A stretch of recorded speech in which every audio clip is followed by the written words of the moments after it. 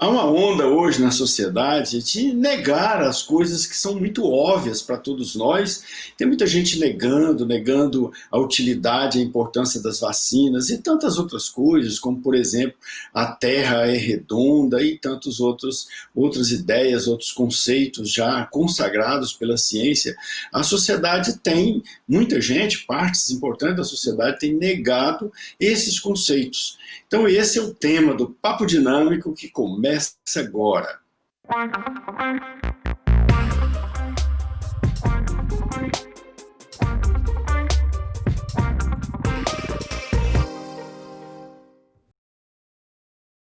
Olá, gente boa, muito boa noite. Estamos iniciando pela PUC TV Goiás, mais esta edição do programa Papo Dinâmico. Como já anunciamos, vamos falar hoje do negacionismo, essa mania de negar o óbvio. E nós vamos debater este assunto com dois cientistas e professores, o professor Vadson Arantes, que é psicólogo, presidente do Conselho Regional de Psicologia. Vadson, seja bem-vindo ao Papo Dinâmico, muito boa noite.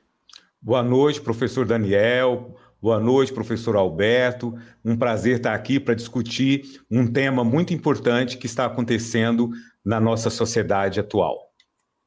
E também com o professor Alberto Silva Moreira, que é doutor em filosofia, professor também, e que está aqui nos honrando com a sua presença. Professor Alberto, seja bem-vindo, muito boa noite. Boa noite, professor Daniel, boa noite, Watson, e aos telespectadores da PUC TV. Então, vamos começar logo aí, professor Alberto, então vamos começar logo com você mesmo. O negacionismo, pode-se dizer que é uma onda do momento? O negacionismo surge principalmente em contextos de crise, de rápidas mudanças, né? Primeiro, a gente poderia dizer que o negacionismo é uma forma de negar a realidade para escapar de verdades incômodas ou desconfortáveis, né? É a mania de recusar a aceitar verdades, processos que a ciência, onde há um consenso da comunidade científica, então que já pertence inclusive de domínio público. Então, hoje o negacionismo, nós temos negacionismo de diversos tipos. Nós temos um negacionismo, por exemplo, que também já tem uma história mais antiga. Todas já devem ter ouvido falar, por exemplo, em debates que as pessoas se negam a reconhecer que houve o Holocausto dos judeus. Esse Holocausto até hoje não foi aceito por muita gente que tenta mentir e negar de todas as formas. Há também um negacionismo quando a AIDS surgiu, as pessoas não queriam levar a sério, queriam negar, achavam que isso era mentira, que era, não é? Há diversas formas e tipos de negacionismo. Por exemplo, o negacionismo da teoria da evolução. Isso já na época de Darwin, né? Fizeram um monte de caricaturas que o ser humano com um rabo, parecendo um macaco e tal, para negar o que hoje é uma constatação, consenso da comunidade científica, que nós descendemos dos primatas. Quer dizer, temos uma longa história evolutiva atrás de nós. Então, o negacionismo é a tentativa, às vezes, de criar confusão, semeando a dúvida, ou semeando a incerteza, não é? Então, a gente poderia, e no decorrer da conversa vamos fazer isso, particularizar mais as situações. Quando o negacionismo é colocado na boca de pessoas com muita responsabilidade pública, ele se torna muito perigoso. Ele pode se tornar uma ideologia, ele pode se tornar até mesmo uma estratégia de governo e a estratégia de Estado, o que é algo muito preocupante. Então, vamos pôr o Adson também, o Adson Arantes, nessa discussão. O Adson, você é psicólogo e tal. O professor Alberto parece que levanta dois lados aí do negacionismo? Da pessoa que tem, parece, algum problema psicológico, aí cabe você agora nos esclarecer isso, diante da dúvida, a pessoa começa a negar o óbvio, até por algum tipo de dificuldade psicológica, de aceitar, né, aceitar uma situação incômoda, e também o lado perverso de pessoas que utilizam disso em benefícios próprios ou de grupo, né? Tudo isso a psicologia consegue explicar? Olha, é importante dizer que sempre existiu essa questão do negacionismo, como o próprio professor Alberto disse, né? Quando Galileu falou que a Terra era redonda, olha o que aconteceu com ele, né? Ele passou por N problemas aí, inclusive foi julgado, né? E até hoje isso acontece. Nesse caso, com o negacionismo relacionado ao medo e à angústia de questões que são desconfortáveis, em que a pessoa ela não tem, ela não sabe o que vai acontecer no futuro, porque nós estamos vivendo, eu falo, numa tempestade, mas em barcos diferentes. Então, mesmo antes da pandemia, a gente já estava vivendo em uma sociedade de pós-verdades. Então, esta questão ideológica do negacionismo, ela já vem há algum tempo nesse momento aqui do século, final do século XX, início do século XXI, já desqualificando a ciência, né? Então, hoje a gente vê aí na estatística a diminuição de pessoas buscando a vacinação para seus filhos, né? Então, as famosas fake news que são colocadas como se fossem verdades não balizadas na ciência. Então, o sujeito que é um sujeito sociopata, obviamente, ele vai utilizar dessa forma, e principalmente nessa questão das redes sociais, né, da internet, né, dos grupos de WhatsApp, que é passado de forma a ocasionar realmente uma angústia, né, um medo de que vai acreditar. E o próprio Zygmunt Bauman, ele falando da sociedade líquida, né, em que as pessoas estão sem parâmetros para poder ver e analisar o que é certo, o que é errado. Então, com esse acúmulo de informação, né, e aí a gente sabe, né, aí nesse início do século XXI, quantas informações nós temos, né, e aí qual que é a verdade? E aí negando a ciência, né, os parâmetros científicos e colocando como se não fosse essa verdade. Agora, o sujeito que está vivenciando, como eu disse, dentro do seu barco, né, dentro dessa pandemia, ele já tinha alguma coisa, já tinha dificuldades ou sofrimentos psicológicos antes da pandemia. E aí, com a pandemia, isso agrava muito mais. E aí eu trabalho com mulheres, com senhoras, eu tenho um grupo chamado Senhoras do Cerrado. Então, no início da pandemia, essas não-verdades passando pelos WhatsApp deixaram eles aterrorizados, né?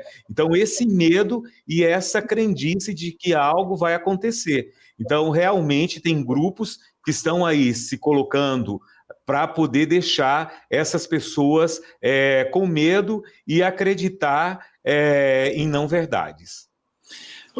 Professor Alberto, como é que a gente explica isso? Porque a ciência também, na história, né, também cometeu lá alguns equívocos, né?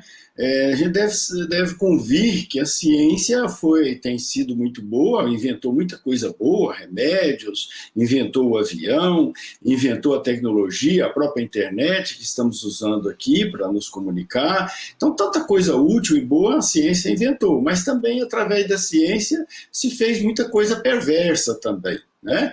A questão do Holocausto, que foi mencionada aí, foi usado recurso científico, a bomba atômica e tantos outros meios de destruição que foram fabricados pela ciência, né? A ciência foi a base disso.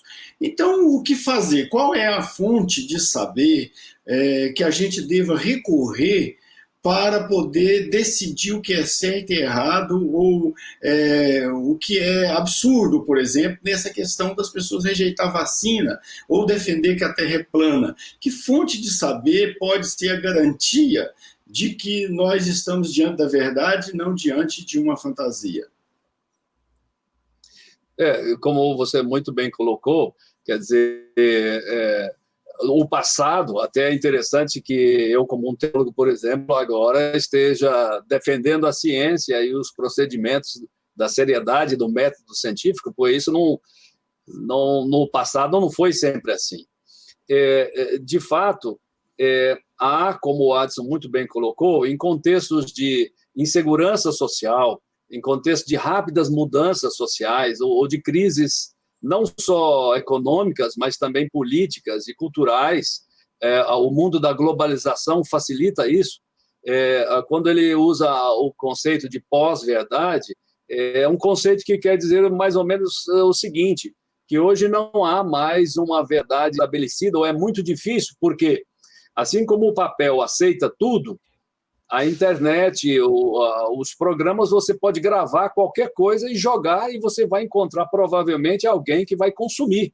Então, quem está abrindo uma fake news não está sabendo, ou seja, a internet facilitou muitíssimo também a propagação de pseudo-verdades, de mentiras, de chutes, de tudo quanto é tipo.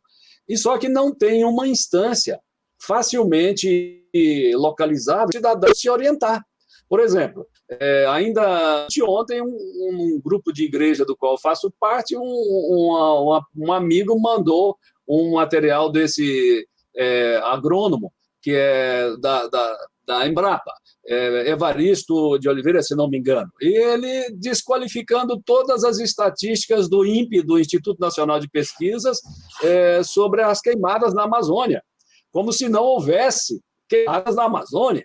Quer dizer, tapar o sol com a peneira, é uma mania de querer desconversar, é uma mania de querer, no caso aqui, eu acho que há uma intenção, porque, como o Adson colocou, o negacionismo é, às vezes, a dificuldade de lidar com uma verdade que incomoda. Então, pode ser parte de uma estratégia psicológica do indivíduo, por exemplo, que quer se proteger de uma verdade super dura, que é perceber que está com uma doença muito grave, por exemplo, que pode levar à morte. Então, às vezes, usa de estratégias de negação, não é? Mas pode pertencer a estratégias políticas também, de confusão da opinião pública, de mal informação.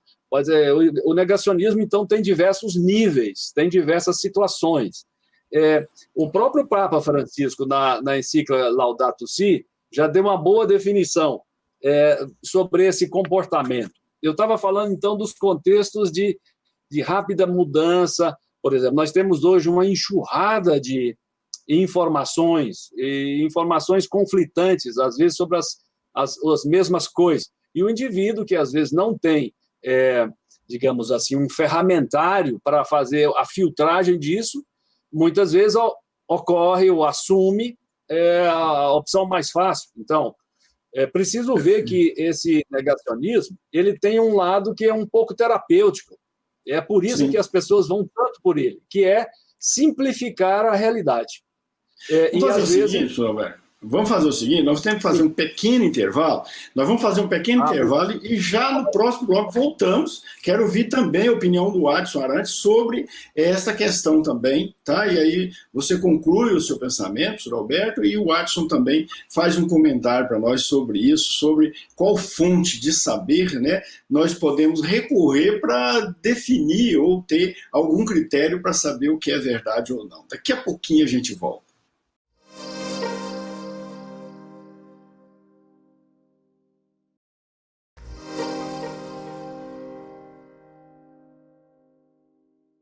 De volta com o programa Papo Dinâmico na PUC TV Goiás, da agora em diante, né, desde terça-feira passada, toda terça-feira, 9h30 da noite, estamos aqui, né, sempre com um bate-papo interessante para você. Hoje nós estamos falando de negacionismo. Eu acho que todo mundo já ouviu falar por aí, né, de que certos postulados ou certas definições científicas podem não ser do jeito que são. Então tem gente falando que a Terra não é redonda, que a Terra é plana, tem gente que fala que o homem não foi na Lua, tem gente que fala que vacina não funciona. Tudo isso nós estamos né, misturando aí e entendendo, né, que isso constitui aí o que a gente chama de negacionismo. Nós estamos debatendo isso aqui com o professor Alberto Silva Moreira, que ele é doutor em filosofia e professor do mestrado e doutorado em ciências da religião da PUC Goiás, lá da Escola de Formação de Professores de Humanidades, e também com o psicólogo Watson Arantes Gama, ele que é presidente do Conselho Regional de Psicologia. Os dois estão debatendo aqui sobre essa questão. Então, professor Alberto, qual seria o critério? O senhor estava desenvolvendo o raciocínio no bloco anterior, nós interrompemos, mas eu gostaria de retomá-lo. Seria o quê? A ciência é um critério, tem que ser apresentado pela mídia, principalmente a grande mídia, né, como critério para se decidir o que é verdadeiro ou falso. Mas a gente viu que a própria ciência também tem sofrido alguns tropeços, né, ao longo da história. Qual seria, então, o critério, né, ou a fonte de saber? É a ciência, é a filosofia, é a religião? Qual é a fonte de saber para a gente, enfim, dizer que quem diz que a Terra é plana não é um cara sóbrio, não é um cara racional, não é um cara que age com a razão? Como é que a gente vai fazer? Porque se a gente fala para ele, olha, isso é absurdo, e ele fica lá na dele e eu não consigo mostrar. Talvez para ele não, porque já está no nível da loucura. Mas para uma pessoa normal, eu às vezes não consigo mostrar com razoabilidade por que o raciocínio do outro é absurdo e o raciocínio correto é outro. Eu acho que é uma relação de diálogo, não é? Às vezes porque há uma grande desinformação também. Justamente esse excesso de estímulos e de informação do qual eu falava antes leva à incerteza, leva a, como você mencionou, a hoje uma crise de credibilidade também na ciência, porque a ciência também foi cúmplice nos maiores desastres. Basta dizer que hoje mais de 500 mil dos melhores cientistas do mundo trabalham direta ou indiretamente para a indústria da guerra. Então, a ciência também é feita por seres humanos. Mas existem outros saberes também que precisam ser levados em conta na hora de determinar os critérios sobre a verdade. A filosofia, a sabedoria, a espiritualidade, a arte. Ou seja, agora aqui na hora do cidadão decidir sobre uma informação, ele tem que pesquisar. Ele tem que procurar auxílio, por exemplo, de alguém que ele conhece, que provavelmente está melhor informado. Ele tem que entrar numa relação de diálogo com outras pessoas, porque não existe uma instância só que vai poder ajudá-lo. Às vezes, se ele debate, procura uma fonte, uma revista, um livro, a internet e outras pessoas, por exemplo, se tem alguém que está se sentindo mal, está com problema, a gente sabe, vai procurar um médico, vai procurar um psicólogo, um psicanalista, não é? É claro que nem todos têm o mesmo nível, e pertencem, às vezes, a escolas diferentes, vão dar, às vezes, uma explicação um pouco diferente. Mas, como o Papa disse, o que a gente precisa é parar de compactuar e fazer de conta que está tudo bem, que não está acontecendo nada. Não é? O Papa Francisco já disse isso, olha, negacionismo é uma forma como o ser humano se organiza para alimentar todos os vícios autodestrutivos, não é? Ele tenta não ver, luta para não reconhecer, adia as decisões importantes e age como se nada tivesse acontecido. Quer dizer, hoje o negacionismo está virando um hábito das pessoas, justamente porque também não querem se responsabilizar por procurar respostas.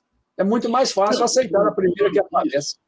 Eu entendi a resposta, eu queria ouvir o Adson agora sobre isso, Adson. Como é que a gente faz para tirar essa cegueira de quem está cego ou não deixar que ela contamine outras pessoas?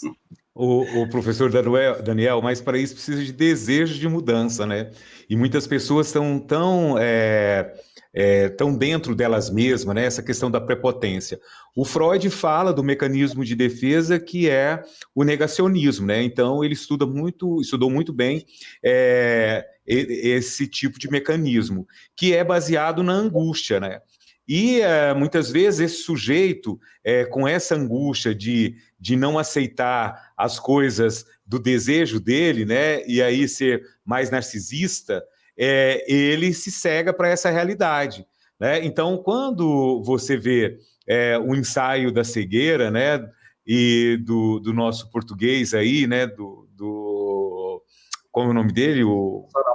Saramago? O Saramago. Então fica bem fica bem claro essa realidade que o Alberto e o Papa Francisco falou muito bem. Então esse sujeito, né, ele está ali com aquela angústia, que é algo que ele não concorda ou ele não tem parâmetros para poder ver essa realidade, mas isso tudo é baseado muito no seu preconceito e na sua intolerância, né? Então, quando você fala, Adson, o que fazer para essas pessoas?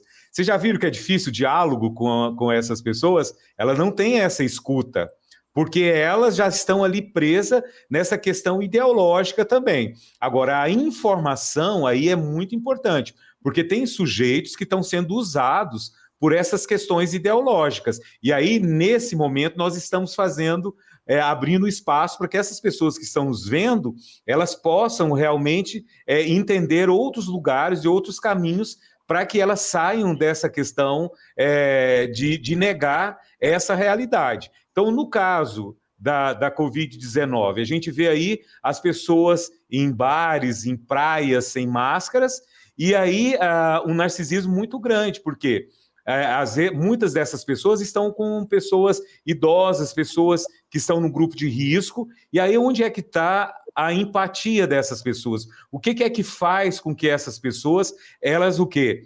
Elas enfrentem essa realidade negando que possa acontecer com elas. Então, muitos... e aí a gente tem que esclarecer que tem por trás uma questão ideológica provocando toda essa realidade. Agora, no sentido individual, as pessoas têm coping, né, que a gente fala, vários tipos de enfrentamentos de situações que são consideradas angustiantes. Então, é interessante que para as pessoas que estão nos vendo, que entenda que tem que buscar o seu equilíbrio psicológico, tá? Que tem que entender que o medo, essa angústia que está acontecendo é natural, porque a gente não sabe o dia da manhã, tem todas essas incertezas, inclusive da própria ciência, de como, da questão da vacina, o que vai acontecer, quais são os procedimentos, isso tudo gera uma situação complexa nesse sentido. E no início, isso não foi muito bem explicado, simplesmente pediu para todo mundo ficar em casa, lembram disso? E aí o povo se sentiu muito preso, né, e aprisionado. E aí, de repente, as coisas foram acontecendo de forma paulatina, né, de forma relacionada aí com a morte das pessoas, e não foi preparado as pessoas para esse tipo de enfrentamento. Então, aí tem esse caso do negacionismo, que a gente pode falar que existe uma questão ideológica, tem a questão do medo do sujeito, né, de contrair aí a Covid, tem essa questão da negação, né, de achar que eu por amar você, amar minha mãe, meu pai, meus avós, eu não vou transmitir a doença, então isso vai para a fantasia, e aí o Freud coloca muito bem isso, que vive nesse mundo fantasioso, infantil, de achar que nada de fato vai acontecer desse sujeito. Então, o professor Alberto falou de forma fantástica, há vários tipos de negacionismo. Perfeito. Vamos fazer o seguinte, eu acho que está aí muito bem o programa, as respostas estão ótimas, todo mundo tem muito o que falar, realmente é um assunto que demanda da gente muita discussão realmente, e eu vejo que vocês estão muito bem embasados em todos os assuntos. Eu quero fazer um pequeno intervalo, até porque está na hora, e a gente volta daqui a pouquinho. Vamos ver também quando autoridades públicas se manifestam publicamente contra a ciência, ou colocando em dúvidas, né, a capacidade da ciência em apresentar soluções ou duvidando das verdades que a ciência professa, né? Quais as consequências disso para o resto do povo? Também em relação ao negacionismo, qual a área, digamos assim, que ele mais afeta as pessoas? É a área de saúde? É a área de finanças? Enfim, nós voltamos daqui a pouquinho e vamos tratar todos esses assuntos aí, vamos ver se a gente consegue, em um bloco, destrinchar todas essas questões. Daqui a pouquinho a gente volta.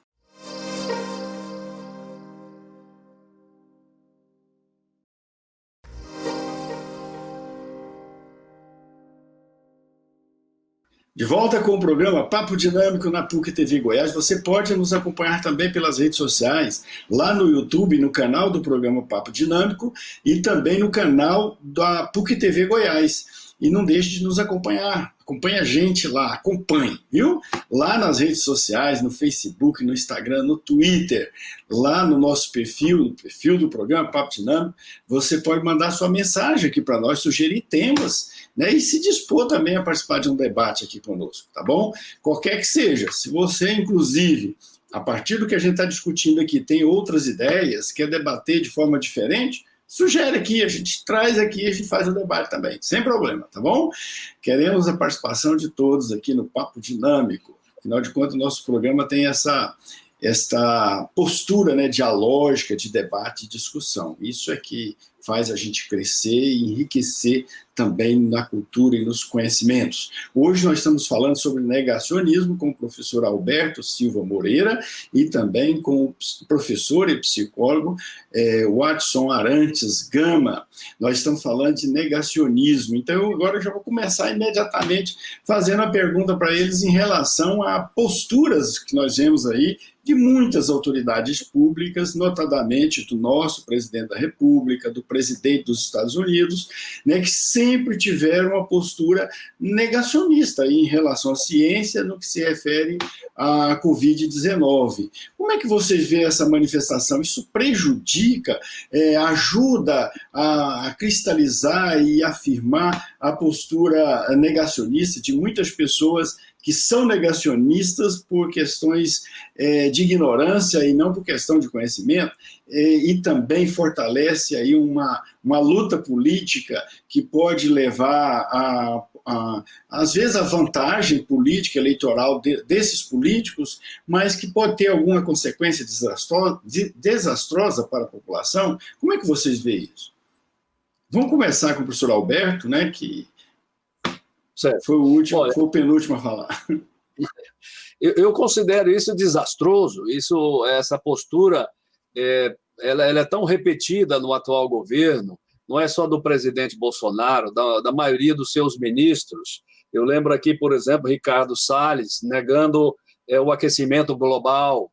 Eu lembro, por exemplo, no inverno de 2018, Eduardo Bolsonaro estava lá nos Estados Unidos, no inverno, com um gorro e todo cercado de neve por todo lado, e dizia: cadê o aquecimento global? Isso não existe. Quer dizer, ele induz, manipula os dados, porque o inverno rigoroso com o aquecimento global são fatores que não se excluem um ao outro. Às vezes dá justamente esses eventos climáticos que eles estão chamando agora de extremos, não é? Às vezes tem uma seca de um lado e a chuva torrencial ali a poucos quilômetros do outro, ou seja, justamente quando essas posturas que a gente poderia talvez tolerar no aspecto, na esfera mais pessoal, das relações interpessoais, quando essa postura negacionista faz parte de uma estratégia política de Estado ou de um governo, então é altamente irresponsável e induz as pessoas a um julgamento errado, principalmente pessoas que têm acesso à notícia, informação, justamente, por exemplo, pelas redes sociais, onde vale tudo que você manda está ali, e não há uma instância que ajude a separar e a filtrar a informação. Então, pois é, Alberto, eles estão construindo uma retórica, né? Eles vão colocando as mentiras, eles vão construindo uma não-verdade e as pessoas vão acreditando. E eles também vão fazendo o discurso para aquelas pessoas, tá, que já têm essa questão ideológica. Então, eles estão falando para essas pessoas, para manter essas pessoas aí acreditando nessa questão ideológica. Então, isso é muito ruim, porque não permite o contraditório. Então, eles vivem bolsões. Você pode olhar que na internet tem os bolsões, e ali, se alguém é contraditório àquilo, ele simplesmente é rifado desse processo. E uma das coisas que é muito séria nesse sentido é a construção de ídolos, né? Então, quando você vê que estão construindo ídolos, eu sempre falo, meu Deus do céu, onde que vai chegar, né? Porque o ídolo, ele tem ali o pé de barro, que eu falo, sabe? Que ele não vai dar conta de assumir tudo isso. Sim. Não vai. Professor Alberto, e as consequências disso para a população? Eu imagino que possa ser um desastre no futuro, posturas iguais a essas que levam à ignorância do povo. Levam à ignorância, levam digamos assim, de forma sistemática, leva a uma incapacidade das pessoas de julgar realmente, com bases realistas, a situação em que se encontram. E o que o Adson falou tem um aspecto que é muito grave, que é a demonização daqueles que afirmam outra coisa. Por exemplo, o nosso chanceler Ricardo Araújo, Eduardo Araújo, por exemplo, diz que o aquecimento global é um complô marxista. Ou seja, não tem nada a ver uma coisa com a outra, mas ele, que é o responsável pela toda a política externa do país, vai às vezes e fala isso. Ou seja, eu quero dizer, com isso você despotencializa, demoniza toda a oposição política, ou toda a oposição, digamos, baseada em fontes científicas, que estudam, por exemplo, eu acho que a questão do negacionismo nunca foi tão dramática como na área ambiental hoje, que é, por exemplo, que a gente deve perguntar assim também, quem é que se beneficia com o negacionismo? Tem algumas forças sociais que se beneficiam. No caso, por exemplo, são grupos autoritários que não têm poder de mostrar serviço na história, têm uma incompetência gerencial enorme, e, no entanto, se apegam sempre na demonização do outro, faz o outro de bode expiatório daquilo que não conseguiu realizar. Mas também não vamos esquecer, não quero aqui também demonizar um setor da sociedade, mas como a indústria do cigarro, lá atrás, nos anos 50, 60, também negava que cigarro produzia câncer, vocês lembram disso? Depois sim, também a questão toda Hoje, muitos setores do agronegócio diz, não tem essa coisa da destruição da floresta, não é verdade, os dados são mentirosos. Ora, o ano passado, o desmatamento na Amazônia atingiu 30% a mais. Pode-se dizer, professor Alberto, eu queria que o Adson também confirmasse isso, pode-se dizer que o negacionismo nesse governo Bolsonaro, é uma ideologia de governo, na verdade, um projeto de governo, estratégia de governo. É uma estratégia política. Porque a gente vê que, em nome do negacionismo, tirar dinheiro da pesquisa, tirar dinheiro da educação, tirar dinheiro do meio ambiente, quer dizer, estão tirando dinheiro de tudo quanto é isso para dizer que não há necessidade. Né? É uma estratégia. Que provam vão contra o que eles afirmam, porque na medida que se enfraquece a ciência, você tira a credibilidade da população naquilo que a ciência já provou e há um consenso. Dizer, por exemplo, que a teoria da evolução é que as pessoas entendem a palavra teoria como se fosse não sabe. Não é isso. Quando se fala uma teoria científica, é uma teoria que faz parte de um consenso já provado e os casos variantes já foram testados e muitas vezes. Então, quando diz uma teoria científica, um dado científico, é que ali já houve um esforço enorme, um trabalho muito grande para se chegar àquilo. Então, nesse governo atual, o negacionismo faz parte da estratégia de governo. É uma pedagogia falsa de desinformação proposital das massas populares, do povo, da população. E o que é interessante é que eles utilizam a mídia, né, da internet, né? É tanto que vem acontecendo aí o que a gente sabe sobre essa questão dos fake news, colocando e debatendo como se a verdade fosse única, utilizando discursos preconceituosos, né? Discursos que realmente muitos setores da sociedade aceita como tal, e aí esses setores, eles distribuem de forma rápida todo ou qualquer conceito que, de repente, a ciência traz, eles fazem uma contra-referência nesse sentido, né? Então, de repente, fala-se aí dessa questão da queimada, e o outro já fala que não tem. E aí fica nesse contraditório, e a pessoa que a sociedade, é importante que a gente reflita que antes da pandemia, antes desse governo, a sociedade estava se sentindo insegura. Lembra disso? Que a sociedade estava se sentindo com a questão da violência e tudo isso. E esse governo utilizou essa insegurança e criou-se todo esse lugar. Ó, comigo vocês podem ter certeza da segurança. É uma gripezinha só, não precisa usar máscara. Tá? Isso aí é uma mentira dessa ciência, vou usar determinado tipo de remédio que não é comprovado, e aí as pessoas começaram a acreditar nessa verdade. Vamos fazer o seguinte, nós vamos fazer um pequeno intervalo, nós temos que fazer um intervalo, a produção está cobrando o intervalo aqui, daqui a pouquinho a gente volta, vamos discutir essa questão das fake news, né, que nós não falamos bem até agora, só de passagem, vamos atacar justamente essa questão das fake news e também, exatamente, a relação dessas fake news com o negacionismo. Daqui a pouquinho a gente volta.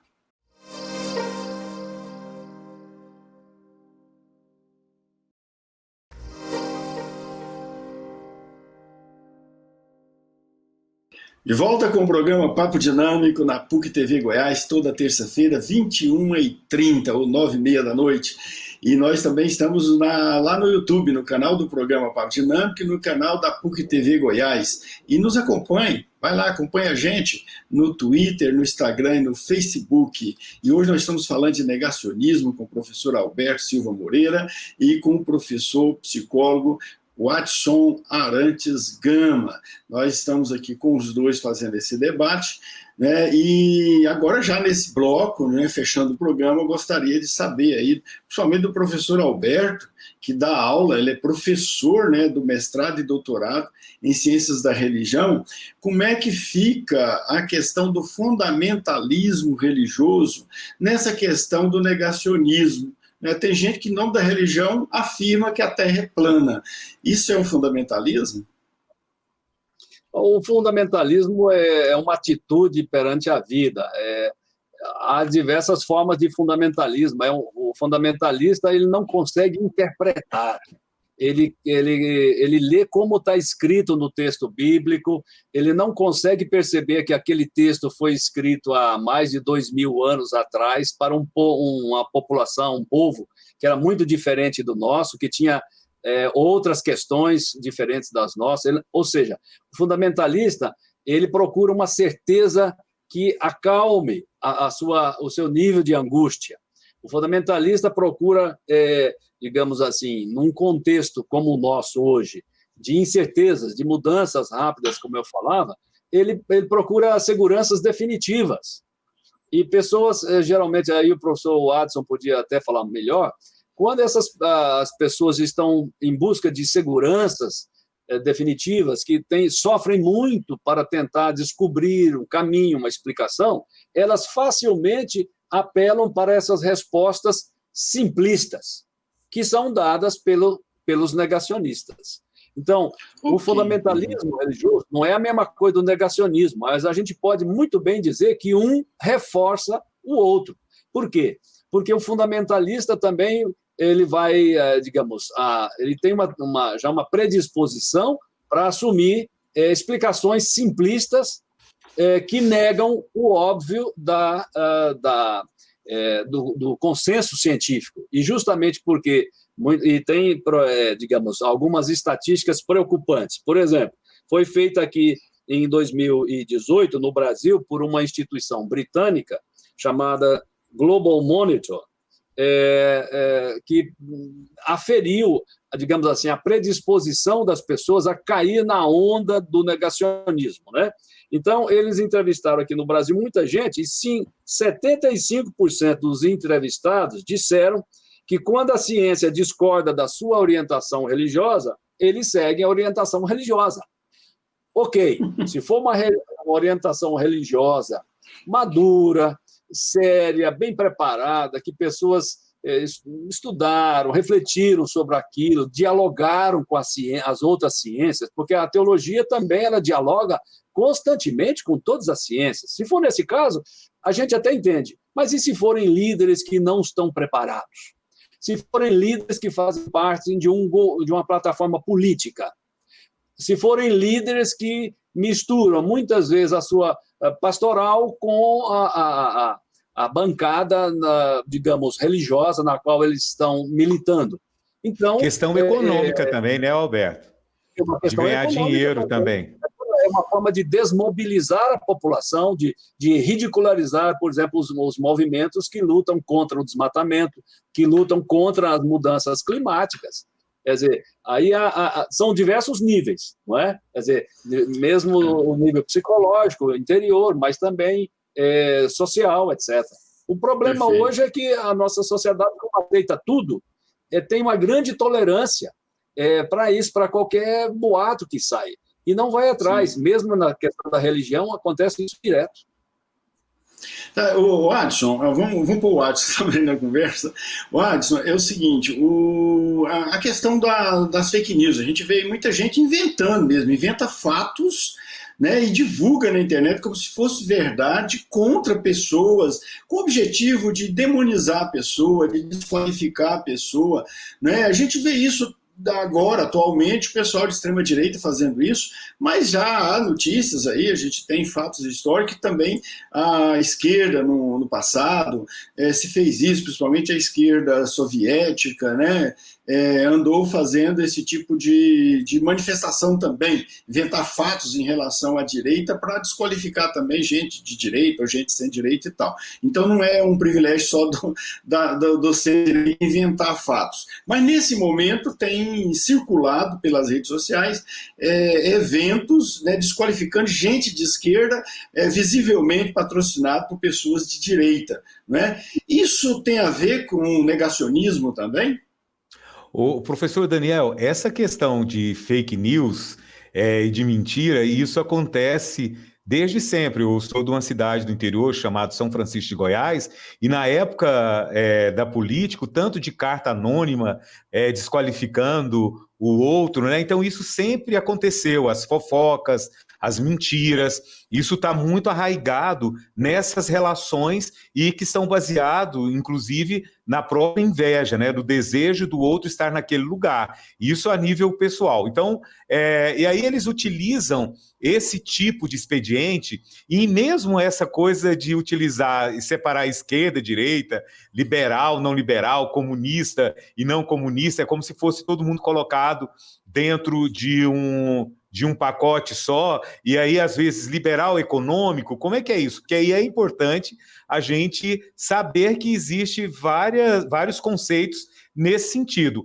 Agora, é eu contra você.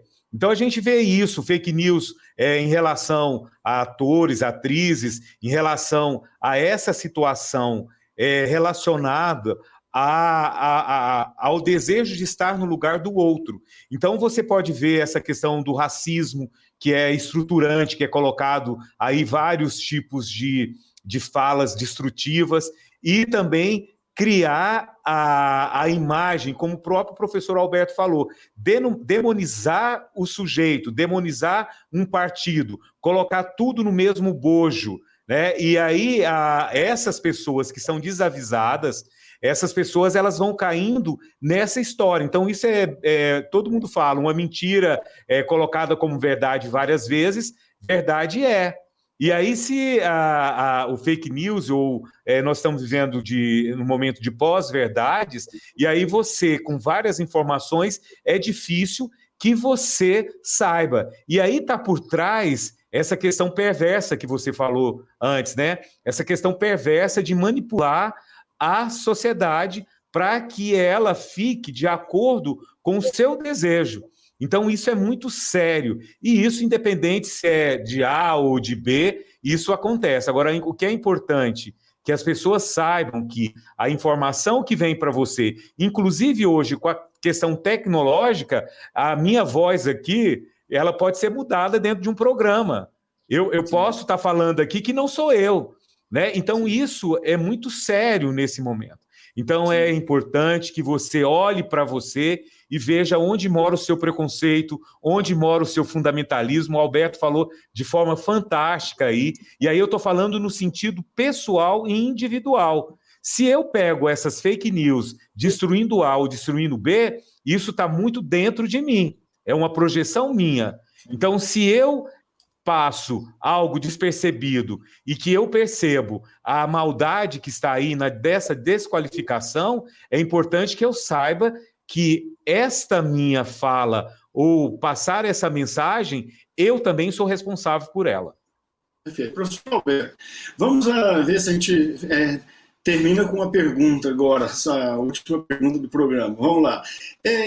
Assim, eu fico muito preocupado em saber qual o método, né? O que eu devo usar para poder separar o joio do trigo, digamos assim. Podemos dizer que a ciência, por mais polêmica que seja, ela goza da legitimidade para a gente poder discernir o que é correto, o que não é correto, o que é verdadeiro, não é verdadeiro. É próprio da ciência fazer essa distinção e, portanto, nós temos que nos apegar a ela e não a outras formas de manifestação do saber? Depende do nível. Por exemplo, eu não vou pedir a nenhum cientista que me diga como é que, digamos, que sentido eu devo dar para a minha vida. Isso não é pergunta científica, é uma pergunta existencial. Quer dizer, eu não vou perguntar a um cientista aqui se essa poesia que eu estou lendo, a música que eu estou ouvindo, se isso é sentido. Não, a ciência ela faz juízos e explica os processos, ela explica como funciona o mundo. Agora, ela não diz por quê, nem diz para quê, ou não dá um sentido, então é diferente. Agora, a gente precisa, sim, o saber também não é só um instrumento de poder, como hoje mas é também um instrumento de libertação. A informação, o saber, liberta, aumenta o espectro e o âmbito da liberdade das pessoas. Por isso eu fico muito preocupado com o lado pedagógico, professor Daniel. Eu acho que a gente precisa talvez mais diálogo, desenvolver estratégias de convencimento, porque as pessoas, no seu dia a dia, elas não sentem, digamos assim, também, não fazem uma ligação do seu dia a dia com os resultados da ciência.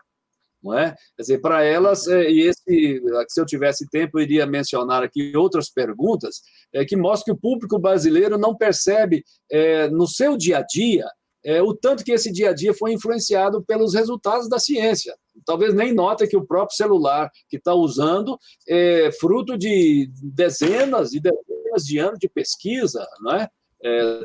Talvez até mais do que isso. Perfeito. Então, eu acho que é preciso a gente desenvolver estratégias de convencimento das pessoas, de divulgação científica.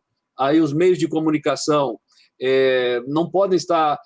Outra coisa que facilita um ambiente negacionista é quando você vai num programa de televisão ou de rádio que as pessoas estão preocupadas em fazer show e não em falar e tratar profundamente do assunto. Perfeito. Você pega uma revista, tem um monte de foto, mas o quadro da informação é desse tamanhozinho. Então, Perfeito. Eu acho que precisamos todos investir em divulgação científica, universidade, informação de qualidade, como a PUC-TV está tentando fazer. Vamos fazer o seguinte, infelizmente, nosso tempo acabou, não vai dar para ouvir também o Adson em relação a essa questão, mas ele, de certo modo, falou durante o programa. Nós vamos encerrar o programa. Oi? Não, a sua fala foi ótima, vai ser mantida. Mas eu vou despedir de vocês e na despedida, se vocês quiserem fazer uma consideração rapidazinha, não tem problema não. Então, Adson, obrigado pela presença, muito boa noite, foi muito boa a sua participação aqui. Muito obrigado. Boa noite. Professor Alberto, professor Daniel, a PUC TV, eu agradeço esse espaço para que a gente realmente reflita sobre o nosso papel da sociedade. Então, vocês que estão nos assistindo, lembre que a gente não precisa de salvador da pátria, a gente tem que cuidar do nosso lugar, do lugar que eu estou. E se eu tenho uma postura, quando eu recebo um fake news, quando eu tento negar algo que é realidade, eu realmente estou fazendo com que isso continue dessa forma negacionista. Mas quando eu olho para mim e vejo que eu sou responsável pelo meu lugar, o mundo vai ser melhor. Então, o mundo vai ser melhor na verdade, com que eu esteja melhor nesse lugar e que eu consiga perceber que o outro que está do meu lado está na mesma, que é humano, na mesma humanidade. Então, eu acho que a Covid, essa pandemia, ela veio para que a gente entenda que nós todos somos humanos e que a gente tem que cuidar do lugar que a gente está, porque essa é a grande revolução. Ok, obrigado. Professor Alberto também, obrigado, boa noite. Boa noite, eu agradeço muito o convite. Também digo mais uma vez, vamos nos cuidar, não é? Nesse tempo de transformação e de angústias, aí as pessoas procuram orientação e apoio nas suas igrejas, então vamos também tentar procurar dar profundidade, que as pessoas que estão numa situação de liderança, que procurem informar bem as suas pessoas e que procurem criar debates, conversas, não é? Discussões, porque nesses debates abertos, a gente tem mais chance de chegar mais perto da verdade. Obrigado. Perfeito, eu agradeço então a todos, você que nos acompanhou, nosso abraço, boa noite, até a próxima.